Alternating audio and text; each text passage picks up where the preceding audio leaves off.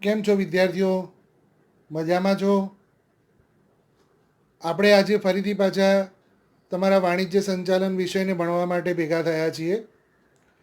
જો મિત્રો અગાઉ તમે તમારા ધોરણ 12 વાણિજ્ય સંચાલનના પ્રકરણ 3 સુધીના અભ્યાસને પૂર્ણ કર્યો છે. તમારે એ ચેપ્ટર્સના બધા મુદ્દાઓને અલગથી નોટમાં નોંધવાના છે, તેને સતત વાંચવાના છે અને વધારે વાંચન માટે પાઠ્યપુસ્તક મંડળ દ્વારા પ્રકાશિત જે પુસ્તક છે તેને પણ તમારે રેફરન્સ તરીકે વાંચવાનું રહેશે. જેટલા પણ મુદ્દાઓ તમને અત્યાર સુધી ભણાવવામાં આવ્યા છે તે બધા મુદ્દાઓને ખૂબ જ વ્યવસ્થિત રીતે તમારે નોટમાં નોંધવાના હશે. તમે નોંધ્યા પણ હશે. સતત વાંચતા રહેજો, કારણ કે તમારું ધોરણ 12 ખૂબ અગત્યનું છે અને આ વર્ષના કેટલી અગત્યતા છે તેને ધ્યાનમાં લઈને આજે ફરીથી પાછા આપણે તમારા ધોરણ 12 વાણિજ્ય સંચાલનના ચોથા પ્રકરણ એટલે કે વ્યવસ્થા તંત્રને ભણવાનો પ્રયત્ન કરીએ. ચેપ્ટર 4 છે તમારું વ્યવસ્થા તંત્ર. વ્યવસ્થા તંત્રનો અર્થ તમે બધા જો કાલ્પનિક રીતે વિચારો તો એવી કોઈક વ્યવસ્થા કે જેના કારણે ધંધો ચાલે. આ એક સામાન્ય સમજણ છે કે એવી કોઈ વ્યવસ્થા હોવી જોઈએ કે જેના કારણે આપણા ધંધાકીય એકમના હેતુઓ સિદ્ધ થાય. તો એને આપણે કઈ રીતે અભ્યાસમાં લેવાના છે એ આપણે આગળ ભણીએ. તો ચાલો ત્યારે શરૂ કરીએ વાણિજ્ય સંચાલનમાં ચોથું ચેપ્ટર વ્યવસ્થા તંત્ર. આપણે જો વિચારીએ કે સંચાલનનો સફળતા શેના ઉપર આધારિત છે, તો સંચાલનની સફળતા માત્ર કોઈ પ્લાનિંગ પર નથી, એટલે કે આયોજન પર નથી, પરંતુ એ આયોજન જે કર્યું છે તેનો અસરકારક અમલ કરીએ તેના ઉપર રહેલો છે. આપણે કાલ્પનિક તો ઘણું બધું વિચારી લઈએ કે હું આમ કરીશ, હું આમ કરીશ, મારે આ વિચારવું છે, મારે આ મેળવવું છે. તો શું આપણે એ સફળતા મેળવી શકીએ છીએ? ના. તમે અનુભવ્યું હશે કે ઘણીવાર તમે મનમાં એવું ધારો કે મારે 12મા ધોરણમાં 90% લાવી દેવા છે, હું આમ કરી દઈશ, આજે હું કાર્ય પૂર્ણ કરીશ. શું તમે કાર્ય પૂર્ણ કરી દો છો? નથી કરતા. પરંતુ તેને એ કાર્ય કરવા માટે જો તમે અમલમાં મૂકો તો અમલમાં મૂકેલું કાર્ય એ તમને તમારા હેતુ તરફ લઈ જાય છે. એટલે કે સંચાલનની સફળતાનો આધાર માત્ર આયોજન પર નથી, પરંતુ આયોજનના અસરકારક અમલ પર રહેલો છે. અને આ આયોજનના અસરકારક અમલ માટે, તેની સિદ્ધિ માટે જે વહીવટી માળખું રચવામાં આવે તેને વ્યવસ્થા તંત્ર કહેવામાં આવે છે. આપણે એક ઉદાહરણ લઈએ કે કોઈ એક ચોક્કસ જગ્યાએ બાળકોને ભણાવવા માટેની પ્રવૃત્તિ કરવી છે. આ એક આપણો હેતુ નક્કી કર્યો. તો હવે એ જગ્યાએ બાળકોને ભણાવવા માટે આપણે મનમાં વિચારીશું કે શું કરવું જોઈએ. તો આપણે તરત વિચાર કરીએ કે એના માટે શાળાનું એક સ્ટ્રક્ચર ઊભું કરવું પડે, એક માળખું ઊભું કરવું પડે. એટલે કે આપણે એક બિલ્ડિંગની કલ્પના કરી. ચલો, મકાન બની ગયા પછી આપણે વર્ગખંડોનું આયોજન કરવું પડે કે આ મકાનની અંદર કેટલા કેટલા વર્ગખંડ હશે. વર્ગખંડનું આયોજન કર્યા પછી આપણે નક્કી કર્યું કે તેમાં બેઠક વ્યવસ્થા કઈ રીતે હશે, ત્યાં માણસો કયા કયા ભણાવવા માટે ભેગા થશે, કોણ કેટલી સત્તા હશે. એટલે કે એક આચાર્યની નિમણૂક કરવામાં આવે, ક્લાર્ક અને ઓફિસ વર્કના કામદારોની નિમણૂક કરવામાં આવે, જુદા જુદા વિષયના શિક્ષકોની નિમણૂક કરવામાં આવે. તો આ પ્રમાણે તમે નક્કી કરેલા આયોજનને અને મેળવવાની સિદ્ધિને ચોક્કસ વહીવટી માળખામાં રચવામાં આવે તો તે માળખાને વ્યવસ્થા તંત્ર કહેવામાં આવે, કે જેને આપણે ઇન્ફ્રાસ્ટ્રક્ચર કહી શકાય. એકમની જે સિદ્ધિ છે અને કાર્ય સફળતા છે તેનો આધાર માત્ર કર્મચારીઓ વચ્ચેની કાર્યની સ્પષ્ટ વહેંચણી અને સત્તા અને જવાબદારીનું વિભાજન, સત્તાની સોંપણી જેવી બાબત પર રહેલો છે. આપણે કોઈ પણ કાર્યની જો કર્મચારીઓ વચ્ચે વહેંચી દઈએ, એ કાર્ય પૂર્ણ કરી શકે તે માટે એને સત્તાને જવાબદારી આપીએ, તેની આપણે જુદા જુદા વ્યક્તિઓ વચ્ચે સોંપણી કરીએ, તો તમે સંચાલનની પ્રક્રિયા દ્વારા ચોક્કસ કાર્યની વહેંચણી કરી છે તેમ કહી શકાય. અને જે હેતુ સુનિશ્ચિત થયા છે તેને વિધિસર રીતે અમલમાં મૂકવા માટે વ્યવસ્થા તંત્ર અનિવાર્ય છે તેમ કહી શકાય. આપણે એક ઇન્ફ્રાસ્ટ્રક્ચરની વિચાર કરી કે પ્રિન્સિપાલ પાસે સત્તા હશે, તે સત્તા વર્ગ શિક્ષક તરફ, વર્ગ શિક્ષક તરફથી ક્લાસ મોનિટર તરફ થશે અને ક્લાસ મોનિટર સમગ્ર બાળકોનું વર્ગમાં સંચાલન કરશે. આ પ્રમાણે સત્તાની ક્રમશઃ સોંપણી કરવામાં આવે તો તમે એક ચોક્કસ વ્યવસ્થા તંત્ર અમલમાં મૂક્યું છે તેમ કહી શકાય. આપણે કહી શકીએ છીએ કે આયોજન અને ધંધાકીય સાહસનું મગજ છે. આયોજન એ ધંધાકીય સાહસનું મગજ છે, સંકલન એ પ્રાણ છે, તો વ્યવસ્થા તંત્ર એ એનું શરીર છે. તમે આયોજન કર્યું એટલે કે આપણે મનમાં વિચાર્યું કે મારે આ બનાવવું છે. તમે બધાને ભેગા કર્યા એટલે એક પ્રાણ વાયુ ઊભો કર્યો કે પ્રિન્સિપલ, શિક્ષકો, ઓફિસ સ્ટાફ, પટ્ટાવાળા, મેનેજમેન્ટ, આ બધા જે ભેગા કરીને કામ કરવા માટે એટલે પ્રાણવાયુ છે. પરંતુ એ કાર્ય કરવા માટે જે જરૂરી છે તે શરીર કોણ છે? તો શરીર એ વ્યવસ્થા તંત્ર છે. એટલે આપણે સંચાલનના વ્યવસ્થા તંત્રને ખૂબ સારી રીતે સમજી શક્યા છીએ એમ કહી શકાય. આગળ વિચારીએ, ખ્યાલ શું કહે છે? સમગ્ર વહીવટી અને સંચાલન પ્રક્રિયાને અસરકારક બનાવવા માટે કાર્યક્ષમ વ્યવસ્થા તંત્ર હોવું અનિવાર્ય છે. તમે ત્યારે જ કાર્ય કરી શકો કે જ્યારે તમે યોગ્ય રીતે તેનું ઇન્ફ્રાસ્ટ્રક્ચર ઊભું કરેલું હોય, જેના કારણે ધંધાકીય ક્રમ નિશ્ચિત સમયમાં હેતુ સિદ્ધ કરી શકે છે. આપણે જો સ્કૂલનું ઇન્ફ્રાસ્ટ્રક્ચર ઊભું ન કર્યું હોય, અભ્યાસક્રમ કયા મહિનામાં કેટલો પૂર્ણ કરવો તેનું માળખું જો આપણે ન બનાવ્યું હોય, તો કદાચ એવું બની શકે કે બોર્ડની એક્ઝામ આવે ત્યારે આપણે અભ્યાસક્રમ ભણાવવાનો બાકી રહી ગયો હોય. તેથી તમે જોયું હશે કે દરેક શિક્ષક દરેક માસમાં એટલે કે મહિનામાં કેટલો અભ્યાસક્રમ પૂરો કરવો એનું એક પહેલેથી પ્લાનિંગ બનાવે છે, લેસન પ્લાનિંગ જેને કહેવાય. અને લેસન પ્લાનિંગ પ્રમાણે કાર્ય કરે તો માર્ચ આવતા સુધીમાં 12મા ધોરણનો કોર્સ 2 વાર પૂર્ણ થઈ શકે તેમ છે. એટલે કે ધંધાકીય ક્રમ નિશ્ચિત સમયમાં હેતુ સિદ્ધ કરી શકે તે માટે વ્યવસ્થા તંત્ર ખૂબ જરૂરી છે. સાથે સાથે ધંધાકીય ક્રમમાં જે સાધનો છે, જેમ કે માનવ, યંત્ર, નાણું, આ બધા ધંધાકીય એકમના સાધનો છે. તે તમામ સાધનોનો મહત્તમ ઉપયોગ કરીને સમય, શક્તિ અને નાણાંની બચત પણ કરી શકાય છે. તમે સમય પણ બચાવી શકો છો, તમારી કાર્યશક્તિને પણ બચાવી શકો છો અને તમારા નાણાંને પણ તમે સારી રીતે બચાવી શકો છો. એટલે કે વ્યવસ્થા તંત્ર યોગ્ય હોય તો ધંધાકીય એકમમાં ઘણો બધો ફાયદો થઈ શકે છે. ખ્યાલ આવી ગયો? તો આ પરથી આપણે એમ કહી શકીએ કે સંચાલનનો સફળતાનો આધાર એ ચોક્કસ વ્યવસ્થા તંત્ર ઉપર રહેલો છે. જો માળખું યોગ્ય નહીં હોય તો તમે ક્યારેય પણ તમારા હેતુને સિદ્ધ કરી શકો તેમ નથી. એક સામાન્ય ઉદાહરણ લઈએ કે તમારે 12મા ધોરણમાં સારી રીતે માર્ક્સ મેળવવા છે. હવે એના માટે તમારે છેલ્લા સમયે તમારું વ્યવસ્થા તંત્ર એટલે કે તમારું બોડી સ્ટ્રક્ચર જો સાથ ન આપે, કદાચ કોઈ મુશ્કેલી આવી જાય તો તમે સારી રીતે પરીક્ષાને આપી શકો તેમ નથી. એટલે તમારું વ્યવસ્થા તંત્ર મજબૂત ન હોય તો તમે પરીક્ષાને સારી રીતે હેન્ડલ ન કરી શકો અને તમે તમારા હેતુને સિદ્ધ ન કરી શકો. એટલે કે વ્યવસ્થા તંત્ર એ ધંધાકીય એકમનું શરીર છે. ખ્યાલ આવી ગયો? આગળ આપણે વિચારીએ કે વ્યવસ્થા તંત્રનો અર્થ શું છે. ઓવરઓલ ખ્યાલ આપ્યા પછી આપણે અભ્યાસક્રમના અનુસંધાનમાં એનો અર્થ જો વિચારીએ તો સમાન હેતુ સિદ્ધ કરવા, કોમન ગોલ એચીવ કરવા માટે, ઇન્ડિવિડ્યુઅલ ગોલ નહીં, એક એક ગોલ ભેગા કરવાના નથી, પરંતુ ધંધાકીય એકમનો એક સમાન હેતુ સિદ્ધ કરવા પ્રવૃત્ત થયેલ વ્યક્તિઓ વચ્ચે સત્તા અને જવાબદારીની વહેંચણી કરતું માળખું એટલે વ્યવસ્થા તંત્ર. ધારો કે એક ગોલ છે કે ધંધાકીય એકમે નફો મેળવવો છે. નફો એ સમગ્ર ધંધાની પ્રવૃત્તિઓનો એક સામાન્ય ગોલ થયો કહેવાય. એટલે કે નાણાં વિભાગ એવી રીતે નાણાંનો વ્યવહાર કરશે કે જેથી નાણાંની બચત થાય, ખોટી જગ્યાએ નાણાં ન વેડફાય અને ધંધાકીય એકમમાં નફો વધે. ઉત્પાદન વિભાગની વાત કરીએ તો એવું ઉત્પાદન કરે કે તે યોગ્ય ગુણવત્તાવાળું હોય, બગાડ અટકે અને સતત ઝડપથી ઉત્પાદન થાય. કર્મચારી વિભાગની વાત કરીએ તો કોઈ પણ કર્મચારી નવરો ન બેસીને દરેકે દરેક કર્મચારી પોતાનો યોગ્ય સમય આપીને કાર્ય કરે, નિષ્ણાત કર્મચારીઓ દ્વારા કાર્ય થાય. આ કર્મચારી વિભાગનું કામ છે. એટલે કે સમાન હેતુની સિદ્ધિ માટે પ્રવૃત્ત થયેલી વ્યક્તિઓ વચ્ચે સત્તા અને જવાબદારીની વહેંચણી કરતું માળખું એટલે વ્યવસ્થા તંત્ર. ખ્યાલ આવી ગયો મિત્રો? હવે આગળ આપણે વ્યાખ્યા જોઈએ. 2 કે તેથી વધુ વ્યક્તિઓના સહકાર દ્વારા થતી પ્રવૃત્તિઓ એટલે વ્યવસ્થા તંત્ર. વ્યવસ્થા તંત્રમાં એક વ્યક્તિ દ્વારા ક્યારેય પણ કાર્ય થતું જોવા મળતું નથી. આપણે સંચાલનની મૂળભૂત વ્યાખ્યા જે છે, 2 કે તેથી વધુ વ્યક્તિઓ એક ચોક્કસ હેતુ માટે જ્યારે કાર્ય કરતા હોય ત્યારે તેમના ઉપર દેખરેખ રાખવી એટલે સંચાલન. તેથી 2 કે તેથી વધુ વ્યક્તિઓના સહકાર દ્વારા થતી પ્રવૃત્તિઓને વ્યવસ્થા તંત્ર કહી શકાય.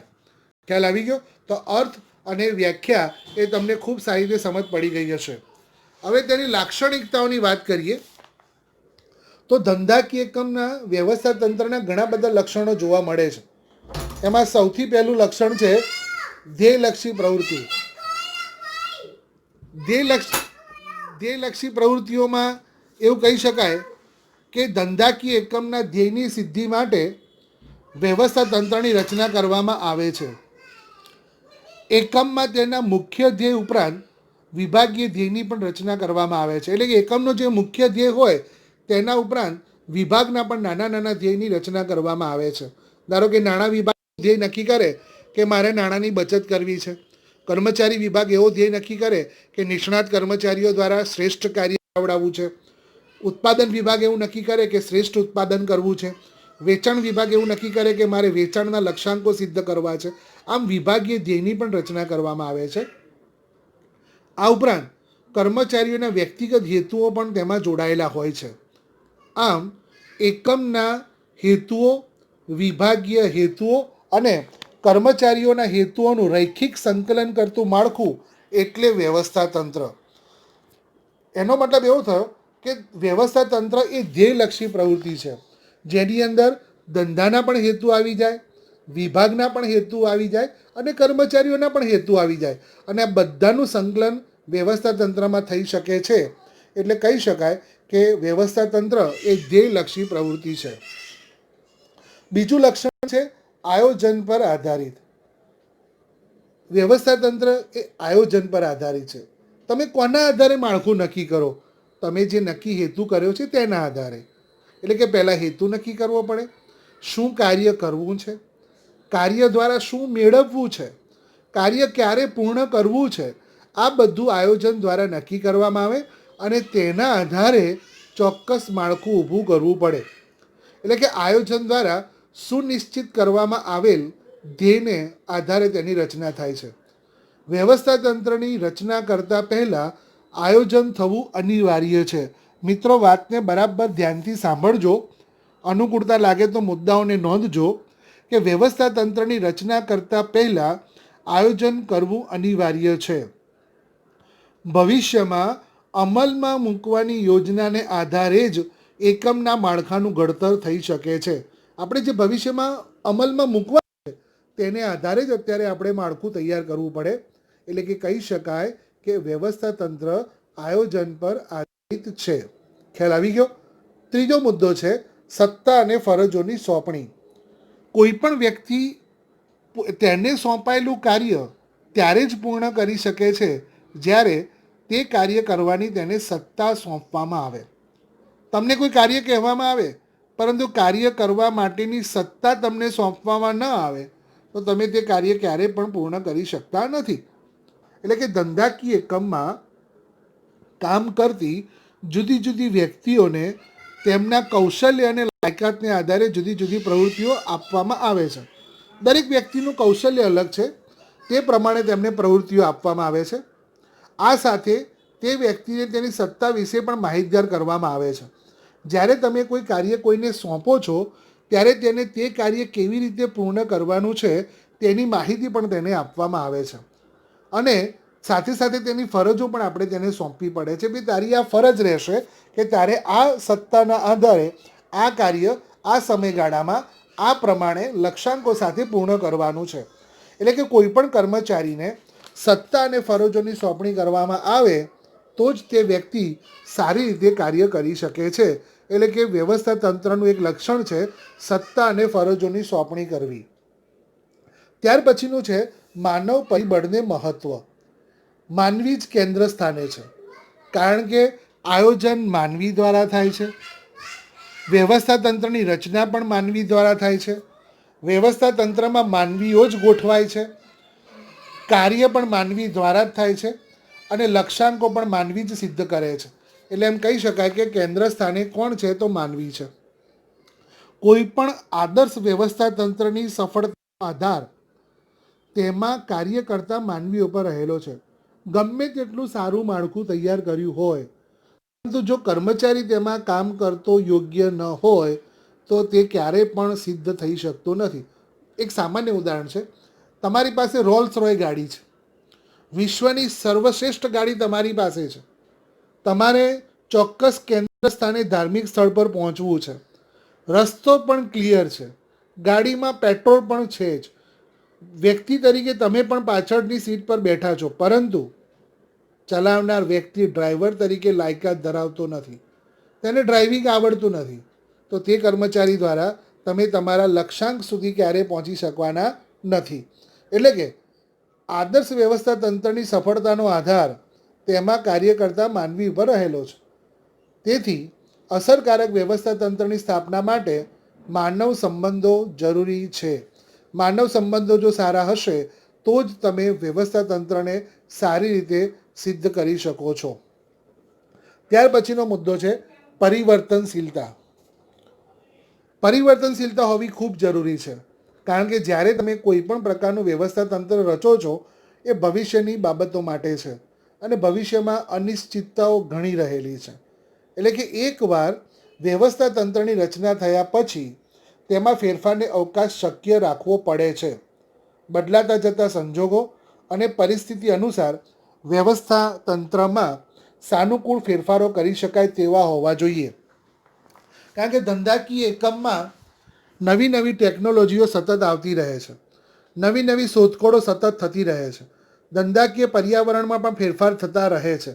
આ જે ફેરફારો થતા રહે તે પ્રમાણે ધંધાકીય એકમે પણ પરિવર્તનશીલ થવું પડે. એટલા માટે યોગ્ય વ્યવસ્થા તે જ કહેવાય કે જે પરિવર્તનશીલતા ધરાવતું હોય. ધંધાકીય પર્યાવરણમાં જેમ જેમ ફેરફાર થાય તેમ વ્યવસ્થા તંત્રમાં ફેરફાર જરૂરી બને છે.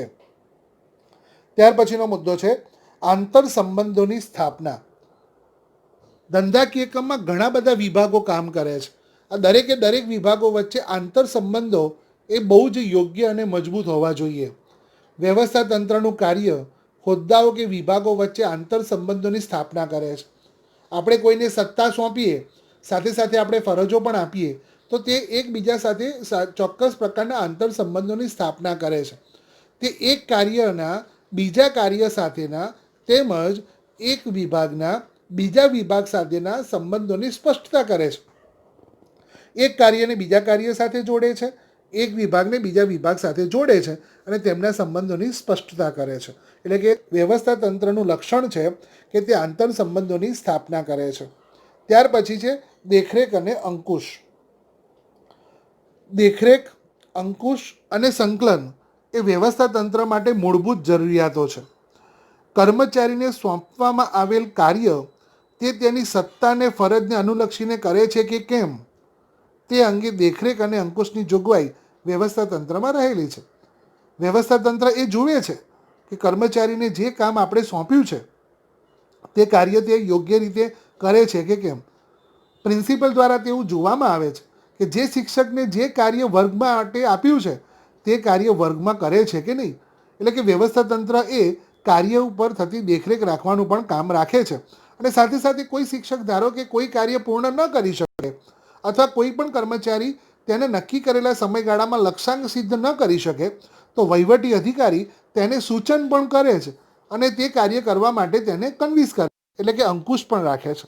એટલે કે વ્યવસ્થા તંત્રનું લક્ષણ છે કે તે દેખરેખ પણ રાખે છે અને અંકુશ પણ રાખે છે. ત્યાર પછી છે સામૂહિક પ્રવૃત્તિ. સંચાલન એ સામૂહિક જ પ્રવૃત્તિ છે. એટલે કે સંચાલનના તમામ કાર્યો એ સામૂહિક જ હોઈ શકે. કોઈ એક વ્યક્તિ પર ક્યારે પણ સંચાલન હોઈ ન શકે. તો સામૂહિક પ્રવૃત્તિ છે. વ્યવસ્થા તંત્રમાં અનેક વ્યક્તિઓ ધ્યેય સિદ્ધિ માટે પ્રયત્નશીલ હોય છે. વ્યક્તિઓના આ પ્રયત્નોને વ્યવસ્થા તંત્ર યોગ્ય માળખું પૂરું પાડે છે. એટલે કે જેટલા પણ એકમોમાં કામ કરે છે તે બધા જ કર્મચારીઓના સામૂહિક પ્રયત્નોને વ્યવસ્થા તંત્ર યોગ્ય માળખું પૂરું પાડે છે. આ સામૂહિક સહકારથી જ ધ્યેય સિદ્ધિની દિશામાં આગળ જઈ શકાય છે. જ્યારે તમે કોઈ સમૂહમાં પ્રયત્ન કરો છો ત્યારે જ તમે ચોક્કસ દિશા તરફ આગળ વધી શકો છો અને વ્યવસ્થા તંત્ર એ કાર્ય પૂર્ણ કરવા મદદ કરે છે. એટલે કે વ્યવસ્થા તંત્ર એ સામૂહિક પ્રવૃત્તિ છે. અને છેલ્લો મુદ્દો છે નિયંત્રિત વહીવટી માળખું. વ્યવસ્થા તંત્ર એ ચોક્કસ પ્રકારનું નિયંત્રણ ધરાવતું માળખું છે. સતત તેના પર નિયંત્રણ રહેલું છે. ધંધાકીય એકમમાં સંબંધો પ્રસ્થાપિત કરવા માટે નિયમો અને નિયંત્રણોની જરૂરિયાત રહે છે. નિયમ હશે, નિયંત્રણ હશે તો જ વ્યવસ્થા તંત્રની રચના થઈ શકે છે. તેના વગર વ્યવસ્થા તંત્રની રચના કરવામાં આવી શકાતી નથી. નદીનું પાણી, વરસાદના કારણે જે વધારાનું પાણી આવે છે, પાળી હશે તો જ પાણી સમુદ્ર તરફ જઈ શકે છે. જો નદીને કિનારા ન હોય, એના પર બંધન ન હોય તો પાણી તબાહી સર્જે છે. એમ વ્યવસ્થા તંત્રની અંદર જેટલા પણ કાર્યો થઈ રહ્યા છે તેના પર નિયમ અને નિયંત્રણ ન હોય તો તે ધંધાકીય એકમમાં ક્યારેય પણ પોતાના લક્ષ્યાંકોને સિદ્ધ કરી શકતા નથી. તો આ આધારે આપણે જોઈ શકીએ કે વ્યવસ્થા તંત્રમાં ઘણા બધા લક્ષણો જોવા મળે છે. મિત્રો, તમારે તમામે તમામ લક્ષણોને એક યાદી તરીકે તમારી નોટમાં નોંધવાના છે અને સતત તેનો તમારે અભ્યાસ કરતા રહેવાનો છે. આગળ આપણે વિચારીએ તો વ્યવસ્થા તંત્રની પ્રક્રિયાના તબક્કાઓ. વ્યવસ્થા તંત્રની રચના એક વૈજ્ઞાનિક પ્રક્રિયા છે, કારણ કે તેમાં ભવિષ્યમાં શું મેળવવાનું છે, ભવિષ્યમાં શું કાર્ય કરવાનું છે તેની વિચારણા કરવામાં આવે છે. એટલે તે એક વૈજ્ઞાનિક પ્રક્રિયા છે. નિષ્ણાત જ્ઞાનની જરૂર પડે છે. અયોગ્ય રીતે જો તમે રચાયેલું વ્યવસ્થા તંત્ર હોય તો તે લાંબા સમય સુધી ટકી શકતું નથી. કેવી રીતે રચાયેલું વ્યવસ્થા તંત્ર છે કે જો વ્યવસ્થા તંત્ર યોગ્ય રીતે રચાયેલું હોય, નિષ્ણાતોના જ્ઞાનનો લાભ લઈને રચાયેલું હોય તો વ્યવસ્થા તંત્ર દ્વારા ધંધાકીય એકમ લાંબા સમય સુધી કાર્ય કરે છે. પરંતુ અયોગ્ય રીતે વ્યવસ્થા તંત્રની રચના થઈ હોય તો ધંધાકીય એકમ ધીરે ધીરે નાશ પામે છે. વ્યવસ્થા તંત્રની રચના કાર્યકારણના સંબંધ દ્વારા સ્થાપિત થાય છે અને તેની રચના યોગ્ય રીતે થવી જરૂરી બને છે. તમે જે વ્યવસ્થા તંત્રની રચના કરો છો તે ખૂબ જ યોગ્ય રીતે રચાયેલી હોય તો તે ખૂબ જ જરૂરી છે. આ માટે વ્યવસ્થા તંત્રની રચનાના તબક્કાઓ આપણે વિચારવા પડે. પીટર ડ્રકર જણાવે છે કે વ્યવસ્થા તંત્રની રચના દ્વારા કાર્યકારણનો સંબંધ સ્થાપિત થાય છે. પીટર ડ્રકર એ બહુ પ્રખ્યાત ઉદ્યોગપતિ હતા અને તેમણે પોતાના ઉદ્યોગોના કાર્યોને આધારે સંચાલન માટેના ઘણા પુસ્તકો લખેલા છે. તેમણે એવું કહ્યું છે કે કાર્યકારણનો સંબંધ સ્થાપિત થાય તેવી રચના દ્વારા રચાયેલું વ્યવસ્થા તંત્ર એ ધંધાકીય એકમની સફળતા અપાવે છે. અને તેની રચનાના તબક્કાઓમાં સૌથી પહેલો તબક્કો છે હેતુઓની સ્પષ્ટતા. વ્યવસ્થા તંત્રની રચના કરતા પહેલા તેના હેતુઓ સ્પષ્ટ હોવા જરૂરી છે. હેતુ સ્પષ્ટ નહીં હોય તો તમે યોગ્ય વ્યવસ્થા તંત્રની રચના કરી શકતા નથી. એકમે જે સિદ્ધ કરવાના છે તે મુખ્ય અને ગૌણ હેતુઓને ધ્યાનમાં લઈને જ વ્યવસ્થા તંત્રનું સમગ્ર માળખું ઘડવામાં આવે છે. આપણે જે મુખ્ય હેતુ છે અને તેને મેળવવા માટેના ગૌણ હેતુઓ છે તેને ધ્યાનમાં રાખીને જ વ્યવસ્થા તંત્ર રચાય છે. એકમના હેતુઓને સુસંગત કયા પ્રકારનું વ્યવસ્થા તંત્ર ગોઠવી શકાય તે માટે હેતુઓની સ્પષ્ટતા એ વ્યવસ્થા તંત્રની રચનાની દિશામાં પ્રથમ પગથિયું છે. આપણે ત્યારે જ વ્યવસ્થા તંત્ર ગોઠવી શકીએ જ્યારે આપણા હેતુ નક્કી હોય. એટલે કે હેતુઓની સ્પષ્ટતા હોવી ખૂબ જરૂરી છે. બીજો મુદ્દો છે કાર્યોની યાદી. હેતુ નક્કી થઈ ગયા ત્યાર પછી આપણે એ નક્કી કરવાનું છે કે આ હેતુઓને સિદ્ધ મેળવવા માટે વ્યવસ્થા તંત્રના માળખા દ્વારા કયા કયા કાર્યો કરવા પડશે. કયા કયા કાર્યો કરવા પડશે તે માટે કાર્યોની એક યાદી તૈયાર કરવી પડે છે. આ યાદી તૈયાર કરતી વખતે તે ધ્યાન રાખવું પડે છે કે કોઈ મહત્ત્વનું કાર્ય રહી ન જાય અને એ પણ ધ્યાન રાખવું પડે કે કોઈ કાર્ય બેવડાઈ ના જાય, એટલે કે એકથી વધુ વખત રિપીટ ન થાય. કાર્યોની યાદી રાખવાથી બે ફાયદા થાય છે. કોઈ પણ મહત્ત્વનું કાર્ય રહી જતું નથી અને કોઈ પણ કાર્ય એકથી વધુ વખત રિપીટ થતું નથી. આવી ખાસ કાળજી કાર્યોની યાદી તૈયાર કરતી વખતે રાખવી પડે છે. અને આ કાર્યોની યાદી તૈયાર કર્યા બાદ તેના ઉપર પૂરતી વિચારણા કરવી પડે છે. વિચારણાના આધારે તેનું વિભાજન પણ કરવું પડે છે કે કયો વિભાગ કયા કાર્યો કરશે, ક્યારે કરશે, કોના દ્વારા કાર્ય થશે. આવું તમામ પ્રકારનું કાર્ય એ વ્યવસ્થા તંત્રની રચના માટે કરવું પડે છે. ત્યાર પછી કાર્યોનું વિભાગીકરણ કરવું પડે છે. તમામ કાર્યોની યાદી તૈયાર થઈ ગયા બાદ તે કાર્યોને એકબીજા સાથે સંકળાયેલા તેમજ એક સમાન કાર્યોને એક જૂથમાં મૂકીને કાર્ય કરવા પડે છે. કાર્યોની યાદી ઘણી બધી છે, તેમાંથી સમાન લગતા કાર્યોને જુદા જુદા વિભાગમાં વહેંચવામાં આવે છે. એક ઉદાહરણ તરીકે લઈએ, નાણાંનો સ્ત્રોત કયો મેળવીશું, નાણાં ક્યાં ફાળવીશું, કેટલા નાણાં કયા વિભાગમાં વહેંચીશું, કયા નાણાં ક્યારે વહેંચાશે, એવી રીતે કયા કર્મચારીઓ આવશે, કર્મચારીઓની શું લાયકાત હશે, કર્મચારીઓ કયા કાર્યો કરશે, કયા સમયે કરશે, વેચાણના સેલ્સમેન કેટલા હશે, વેચાણના વિભાગો કયા હશે, વેચાણની કઈ પ્રવૃત્તિ હશે, કઈ નીતિનો અમલ થશે, હેતુ શું છે. આ તમામ પ્રકારના આપણે કાર્યો બનાવ્યા.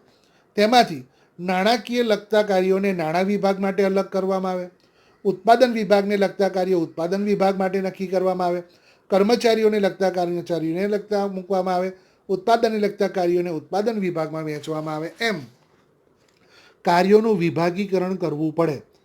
કાર્યને વેચાણ વિભાગ ઉદાહરણ છે, વેચાણ વિભાગ, ખરીદ વિભાગ, એમ જુદા જુદા એક વિભાગોમાં વિભાજિત કરીને શ્રમ વિભાજન અને વિશિષ્ટીકરણ અપનાવી શકાય છે.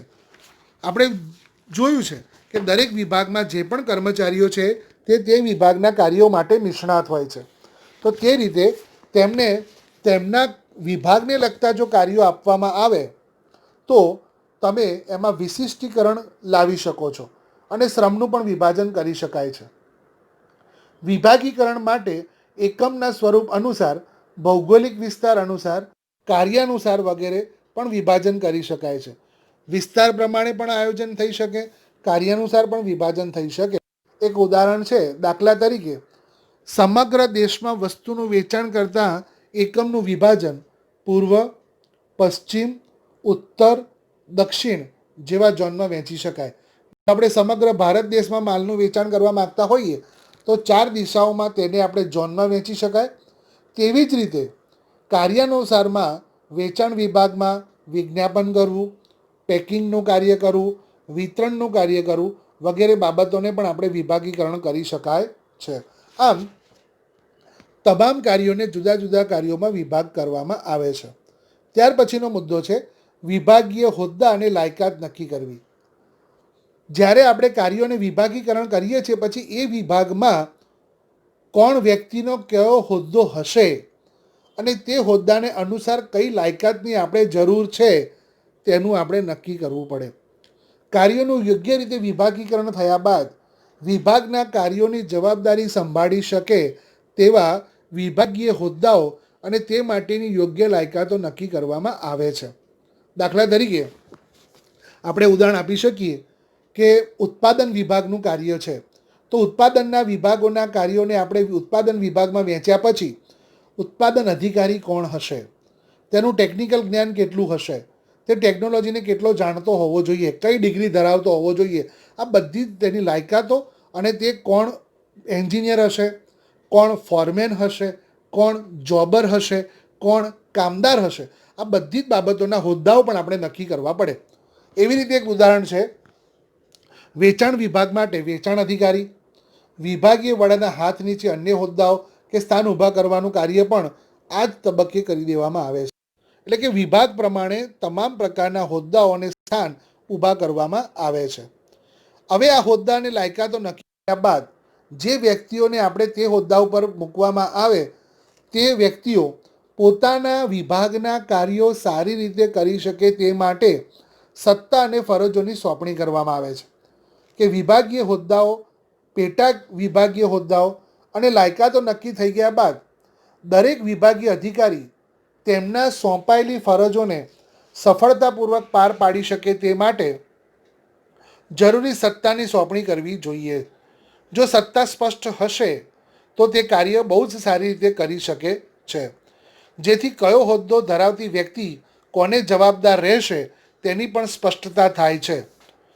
જ્યારે તમે સત્તા અને ફરજોની સોંપણી કરો છો ત્યારે તમારે એ જોવું યોગ્ય બની રહે કે તેનું પ્રમાણ સરખું હોવું જોઈએ. સત્તા વધારે હશે તો સરમુખત્યાર બની શકાય છે અને જવાબદારી વધુ હશે અને સત્તા ઓછી હશે તો તે કાર્ય પૂર્ણ કરી શકતો નથી. એટલે કે સત્તા અને ફરજોનું પ્રમાણ જળવાઈ રહે તે આ તબક્કે ખૂબ જ જરૂરી બને છે. ત્યાર પછી છે આંતર સંબંધોની સ્થાપના. વિવિધ વિભાગીય હોદ્દાઓ ધરાવતી વ્યક્તિઓને તેમની સત્તા અને ફરજોની સોંપણી કર્યા બાદ તેમની વચ્ચે આંતર સંબંધોની સ્થાપના સ્પષ્ટ રીતે થાય તે જરૂરી છે. આંતર સંબંધોનો અર્થ થાય કોણ કોને જવાબદાર છે, કોણ કોની તરફ ઉત્તરદાયિત્વ ધરાવે છે, કોની પાસે કેટલી સત્તા છે, કોને કઈ ફરજોનું પાલન કરવાનું છે, કોણ અધિકારી છે, કોણ તાબેદાર છે. આ બધા આંતર સંબંધો વ્યવસ્થા તંત્રમાં રચવા ખૂબ જરૂરી છે. જો તે સ્પષ્ટ ન હોય તો ક્યારેય પણ કાર્ય થઈ શકતું નથી. આપણે સ્પષ્ટ રીતે હોદ્દો નક્કી કરવો પડે કે આ મુખ્ય વહીવટી અધિકારી છે, એટલે કે CEO છે, ચીફ એક્ઝિક્યુટિવ ઓફિસર મુખ્ય વહીવટી અધિકારી છે, એના હાથ નીચે આ સુપરવાઇઝર છે, સુપરવાઇઝરના હાથ નીચે આ ફોરમેન છે, ફોરમેનના હાથ નીચે આ જોબર છે અને જોબરના હાથ નીચે આ કામદારો છે. તો આ પ્રમાણે સ્પષ્ટ આંતર સંબંધો સ્થાપવા પડે. નિર્ણયો લેવાનું કામ CEO કરે છે, તે પ્રમાણેનું કાર્ય કરાવવા માટેના નિયમો બનાવવાનું કામ અધિકારી કરે છે, સુપરવાઇઝર કરે છે અને સૂચન પ્રમાણે કામ કરવાનું કામ કામદારો કરે છે. આ આંતર સંબંધોની સ્થાપના હોવી ખૂબ જરૂરી છે. વિભાગીકરણ દ્વારા વ્યવસ્થા તંત્રમાં સત્તા અને જવાબદારીનું વિકેન્દ્રીકરણ કરવામાં આવે છે. વિકેન્દ્રીકરણનો અર્થ થાય સત્તાને વહેંચણી કરવી. કોઈ એક ચોક્કસ જગ્યાએ સત્તા ન રાખતા કાર્ય કરતા કર્મચારીઓના સુધી સત્તાની વહેંચણી કરવી એટલે વિકેન્દ્રીયકરણ. આ પ્રમાણેનું કાર્ય આંતર સંબંધોની સ્થાપના વખતે કરવું પડે છે. આ ઉપરાંત વિકેન્દ્રિત પ્રવૃત્તિઓ અને કાર્યોને સંકલનના હેતુસર આંતર સંબંધોની સ્પષ્ટતા દ્વારા કેન્દ્રિત પણ બનાવી શકાય છે. આપણે જેટલી પણ પ્રવૃત્તિઓને વિકેન્દ્રિત કરી છે તેને આપણે આંતર સંબંધો દ્વારા સ્પષ્ટ કરીને કેન્દ્રિત પણ કરી શકીએ છીએ. તો આ પ્રમાણે આંતર સંબંધોની સ્થાપના પણ ખૂબ જરૂરી છે. તો આ બધા મુદ્દાઓ પછી સૌથી અગત્યનો મુદ્દો છે વ્યવસ્થા તંત્રનો નકશો તૈયાર કરવો. જ્યારે કોઈ પણ કાર્યની આપણે વહેંચણી કરીએ ત્યારે એ વ્યવસ્થા તંત્રમાં સામેલ દરેક અધિકારીઓ અને કર્મચારીઓ પોતાના સ્થાન વિશેનો સ્પષ્ટ ખ્યાલ મેળવી શકે તે માટે આકૃતિ સ્વરૂપે વ્યવસ્થા તંત્રનો ચાર્ટ કે નકશો તૈયાર કરવો જોઈએ અને એકમના કામ કરતા દરેક કર્મચારી તે જોઈ શકે તે રીતે વ્યવસ્થા તંત્રના નકશાને નોટિસ બોર્ડ પર મૂકવો જોઈએ. તમે જોયું હશે ક્યારેક તમે કોઈ ધંધાકીય એકમની મુલાકાતે ગયા હો અથવા તમે કોઈક શૈક્ષણિક સંસ્થાની મુલાકાતે ગયા હો ત્યારે તમે એ સ્કૂલના ગેટ ઉપર કે સંસ્થાકીય એકમના ગેટ ઉપર એક ચોક્કસ નકશો મૂકેલો જોવા મળે છે કે આ મુખ્ય વહીવટી અધિકારી છે, તેના નીચે આટલા વિભાગો છે, એટલે કે જનરલ મેનેજર કોણ છે, એ જનરલ મેનેજરના જોડે કયા કયા ધંધાકીય એકમના વિભાગો છે, જેમ કે વેચાણ વિભાગ, ઉત્પાદન વિભાગ, નાણાં વિભાગ, કર્મચારી વિભાગ, જાહેરાત વિભાગ, આ પ્રમાણેના જુદા જુદા વિભાગો છે. એ વિભાગોમાં કયા કયા મુખ્ય અધિકારીઓ છે, એ મુખ્ય અધિકારીઓના હાથ નીચે કોણ કોણ કામદારો છે, આ બધો જ એક ચોક્કસ ચાર્ટ ત્યાં મૂકવામાં આવેલો છે. એટલે કે કર્મચારીને પણ ખબર પડે કે મારા ઉપર અધિકારી કોણ છે, મારે કોને જવાબ આપવાનો છે, મારે કોના હુકમોનું પાલન કરવાનું છે. એટલે કે તે પોતાના કાર્યો પ્રત્યે સ્પષ્ટ રહે છે અને આ ઉપરાંત બહારથી આવનાર વ્યક્તિ પણ સરળતાપૂર્વક જાણી શકે છે કે મારે કયા વ્યક્તિને મળવાનું છે ને તે કોના હાથ નીચે કામ કરી રહ્યો છે. એટલે કે વ્યવસ્થા તંત્રનો નકશો પણ આપણે બનાવવો જરૂરી છે. તો આ રીતે વ્યવસ્થા તંત્રની જો પ્રક્રિયા કરવામાં આવે તો વ્યવસ્થા તંત્ર ખૂબ જ સારી રીતે ધંધાકીય એકમમાં પ્રસ્થાપિત થાય છે અને તેનું કાર્ય એટલું સરસ બને છે કે ધંધાકીય એકમ પોતાના હેતુને તે સિદ્ધ કરી શકે છે. હું ફરીથી વ્યવસ્થા તંત્રની રચનાના તબક્કાઓને બોલી જાઉં છું. દરેક મિત્રોને નમ્ર વિનંતી છે કે તેમણે આ તબક્કાઓને તમારી નોટમાં નોંધવાના છે. એક ખાસ વાત યાદ રાખજો મિત્રો, જ્યારે તમે તબક્કાઓ લખી રહ્યા છો ત્યારે એ તબક્કાઓ આ જ ક્રમમાં હોવા જરૂરી છે. લક્ષણો, ફાયદા, મર્યાદા એ ઉલટસુલટ થાય તો એમાં કોઈ વાંધો નથી, પરંતુ તબક્કાઓના મુદ્દાઓને ક્યારેય પણ તમે ઉપર નીચે લખી શકતા નથી. ક્રમસર એક પછી એક કાર્ય તબક્કા કે વિધિમાં લખવું પડે. એટલે કે હું ફરીથી તમારી સામે તબક્કાઓની સ્પષ્ટતા કરું છું. સૌથી પહેલો તબક્કો છે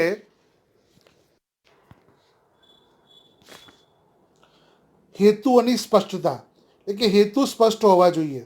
ત્યાર પછી છે કાર્યોની યાદી બનાવવાની. કાર્યોની યાદી બન્યા પછી કાર્યોનું વિભાગીકરણ કરવાનું. એ કાર્યોનું વિભાગીકરણ થઈ ગયા પછી એ વિભાગમાં હોદ્દાને લાયકાતો નક્કી કરવી.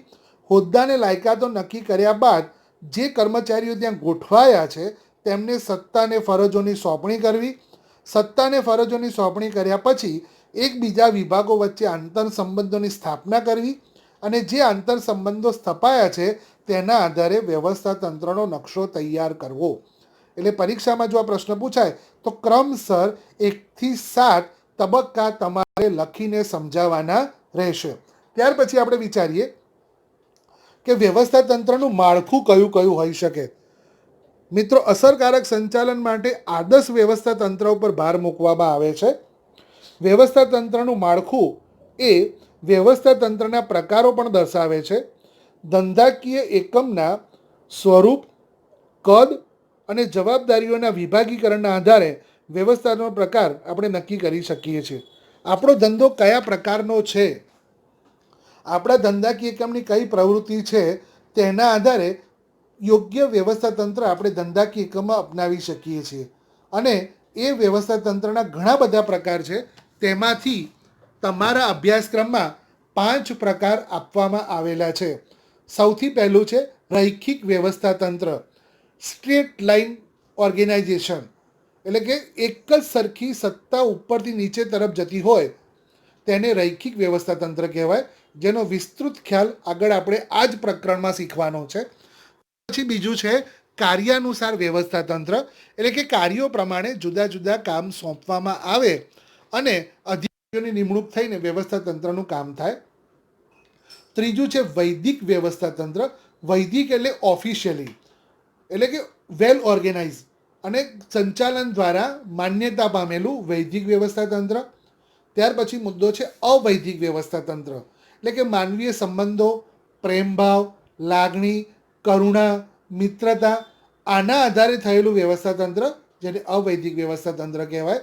અને શ્રેણિક વ્યવસ્થા તંત્ર જેને મેટ્રિક વ્યવસ્થા તંત્ર કહેવાય. એટલે કે મેટ્રિક્સ વ્યવસ્થા તંત્રની પણ આપણે ચર્ચા આ જ પ્રકરણમાં કરવાની છે. વ્યવસ્થા તંત્રના 5 માળખાઓ તમારા અભ્યાસક્રમમાં છે, જેનો વિસ્તૃત અભ્યાસ હવે પછીના આપણે વિડીયો લેક્ચર દ્વારા કરીશું. આજે આપણે વ્યવસ્થા તંત્રનો અર્થ શીખ્યા, વ્યવસ્થા તંત્રની વ્યાખ્યાને પણ સમજ્યા, વ્યવસ્થા તંત્રના અર્થને, વ્યાખ્યાને અને તેના લક્ષણોને આપણે બહુ સંપૂર્ણ રીતે સમજ્યા. આ ઉપરાંત વ્યવસ્થા તંત્રની રચના કરવા માટે કયા કયા તબક્કાઓની જરૂર છે એ તબક્કાઓ અને આપણા અભ્યાસક્રમમાં વ્યવસ્થા તંત્રના કેટલા માળખા છે તેની યાદી આપણે શીખ્યા છીએ. તમારે આ બધી જ વિગતોને પોઈન્ટ ટુ પોઈન્ટ તમારી નોટમાં નોંધવાના છે. રેફરન્સ બુક તરીકે તમારા પાઠ્યપુસ્તકને ધ્યાનમાં લઈને સતત તમારે અભ્યાસ કરવાનો છે. બની શકે તો નોટમાં વિસ્તૃત રીતે પ્રશ્ન લખજો અને તૈયાર કરજો. આમાંથી 5 માર્ક્સનો એક મોટો પ્રશ્ન ફરજિયાત તમારા બોર્ડના પેપરમાં પૂછાય છે. એટલે કે આ ચેપ્ટર બહુ જ અગત્યનું છે. તો તમે અભ્યાસ કરતા રહેજો, સ્વસ્થ રહેજો, ઘરમાં રહેજો, ધોરણ 12ની અગત્યને ધ્યાનમાં રાખજો અને ભણશો એવી મારી તમને બધાને નમ્ર વિનંતી છે. અસ્તુ.